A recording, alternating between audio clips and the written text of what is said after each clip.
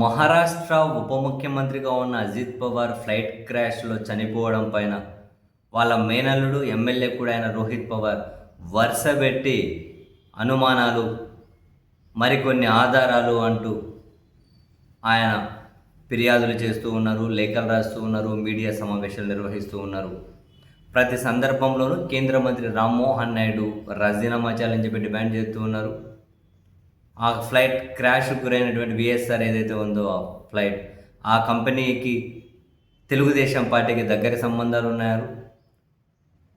ఆ కంపెనీకి హెరిటేజ్‌కి కూడా లింకులు ఉన్నాయంటూ ఆయన పవర్ పాయింట్ ప్రజెంటేషన్ కూడా ఇచ్చారు, ప్రొజెక్టర్ పెట్టి మరి. అయితే ఈ క్రమంలో తాజాగా మహారాష్ట్రలో కొన్ని కీలక పరిణామాలు జరిగాయి. ఈయన వెళ్ళి రోహిత్ పవార్ నేరుగా విఎస్ఆర్ కంపెనీ, ఆ కంపెనీ డైరెక్టర్ల మీద పోలీస్ స్టేషన్కి వెళ్ళి ఫిర్యాదు చేశారు.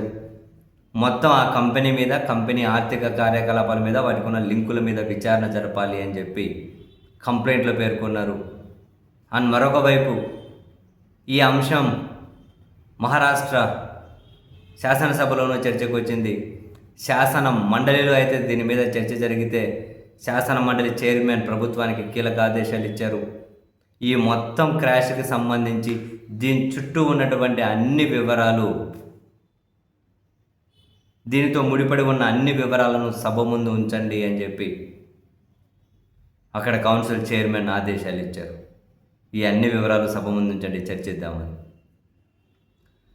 మరోవైపు అక్కడ మహారాష్ట్ర సిఐడి దీని మీద విచారణ చేయడానికి సిద్ధపడింది. నేరపూరిత కుట్ర ఉందా, లేదంటే నేరపూరిత నిర్లక్ష్యం ఉందా, ఏం జరిగిందనే దాని మీద విచారణ చేస్తామని రోహిత్ పవార్ను వాళ్ళు పిలిచారు. ఆయన వాంగ్మూలాన్ని కూడా నమోదు చేసేశారు. సిఐడి రోహిత్ పవార్ని పిలిచింది, వాంగ్మూలం కూడా నమోదు చేసింది. ఆ వాంగ్మూలంలో కూడా రోహిత్ పవార్ తనకున్నటువంటి అన్ని అనుమానాలు, ఆధారాలు సిఐడికి ఇచ్చారు.